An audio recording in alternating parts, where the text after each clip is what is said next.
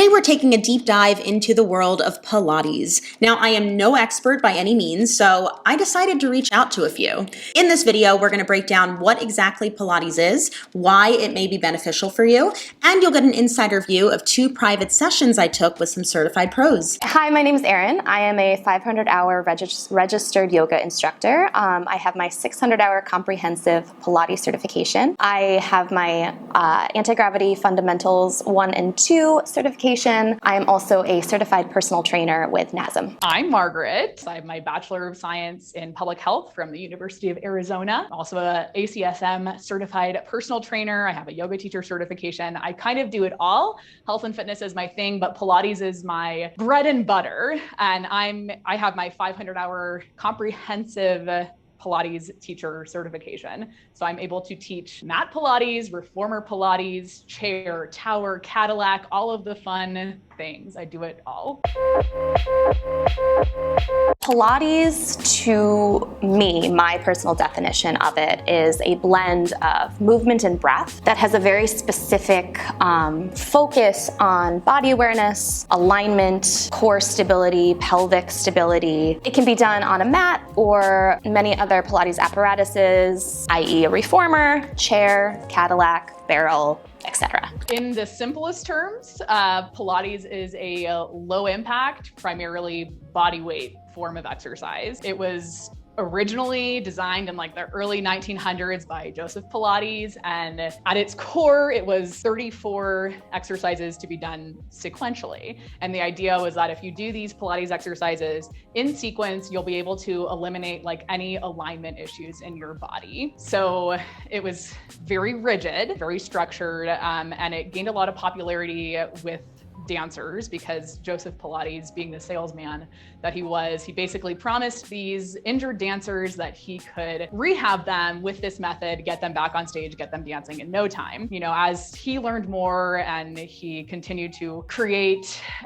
things within Pilates, it transitioned into kind of more equipment focused Pilates and kind of morphed into contemporary Pilates, which is what most people teach and know today. But with every form of Pilates, whether it's mat, reformer, on any kind of equipment, the Pilates method is meant to move with the 6 principles of Pilates in mind. And those 6 principles are centering, control, precision, flow. Oh, I always forget one. Centering, control, precision, flow, concentration, and breath. It improves overall alignment, muscular strength, stability, proprioception, balance, helps people really get in tune with their bodies and creates a deep sense of body awareness. And it's very, very specific and very detail oriented. It can help with low back pain, it can help with shoulder pain, and it can help rehabilitate injuries because contemporary Pilates has a really big emphasis in biomechanics and physical therapy. Pilates is really good for people that work at a desk job, that are constantly hunched over their computers, right? Their posture is not so great. It is really going to help those people to not only have better posture, but also to help them develop their core strength so that they can sit up tall and they don't feel like they need to constantly be hunched over. Better posture and increased core strength, those are 2 of the biggest benefits that I think people see, and that people, you know, when they start to notice themselves sitting up taller, whether it's like in their car or just like sitting at their desk, they're like, oh, maybe this is working.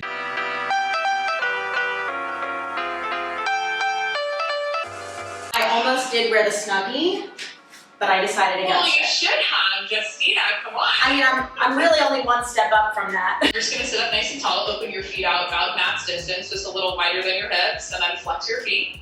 Arms are gonna reach out in front of you. You're gonna take a big inhale, sit up tall, reach the front of your head up, and then on your exhale, we're gonna round forward, so imagine I'm pulling on your fingertips. You're gonna tuck your chin to your chest, reach forward, forward, forward, and it'll be like I'm pulling your shoulder blades apart. Yeah, good, yeah. Inhale right there, and then you're gonna exhale, restack your spine. So pull in inch by inch, good. Sit up tall, crown of the head lifts. I always feel like when you see Pilates, you go, oh, that looks easy, no equipment, slow, small movements, I totally got this. Well, I'm gonna tell you right now, if you are doing Pilates correctly, it is not easy. I actually feel like only using your body weight somehow makes it harder. Now, Margaret made sure throughout our session that I was working with control and precision. There are so many tiny nuances to ensure you're in proper alignment and that your core is always working to support your movement. So I could really see exactly why both Margaret and ERIN said that Pilates is so great for your core stability. Based solely off of my experience taking Pilates classes here and there, I absolutely believe that everyone could benefit from it. One of the biggest issues I come across with my clients is teaching them just how to slow down. We've been kind of brainwashed by the fitness industry to think that fast, explosive, high-intensity movement is what works, whatever that means. So many people I come across actually have problems slowing down their movements. But if you can slow down your movement, like in a Pilates class, you're going to develop way more control over your body.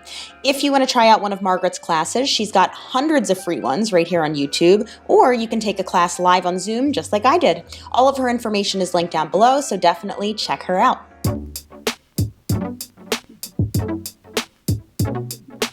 Yeah, so if I was first time in class, Welcome. breakthrough.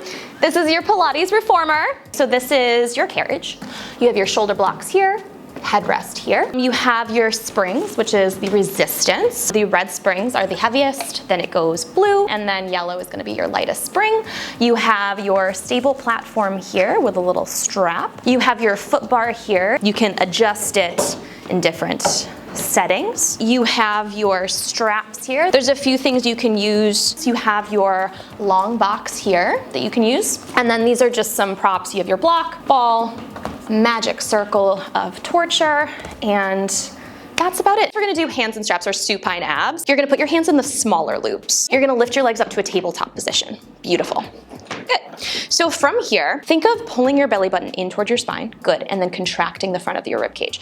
You can have a little bit of space in between your low back and the carriage, just to keep a neutral spine. You're gonna slowly press your hands all the way down by your sides. Good. Yeah, think of reaching long through your finger stems. Beautiful. And then slowly lift your arms right back up towards the ceiling. This is already hard. I know. I know. Right, you're like, oh God. Something I love about working on a reformer is the added level of instability. Because you're off the ground and on a moving carriage, your stabilizing muscles automatically need to work a lot harder. So even if you're doing some kind of arm exercise, your core, inner thighs, glutes, they are all working to keep you in alignment and also off of the floor. Now, if you've been around for a while, you actually know I used to teach at a Megaformer studio. Even though it may look like these machines and methods are the same, they are incredibly different.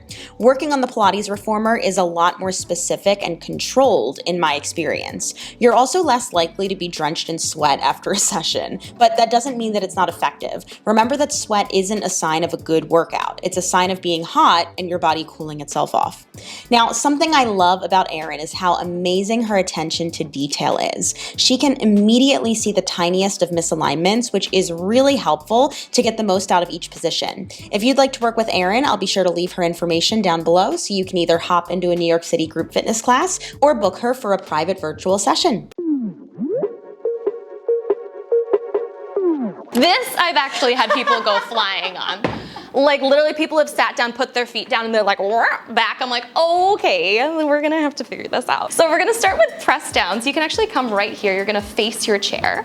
Good, and you want your legs nice and neutral. You're gonna take your hands, just gently rest them up here, and you're gonna take the ball of your right foot and you're gonna put it up on the pedal. Good.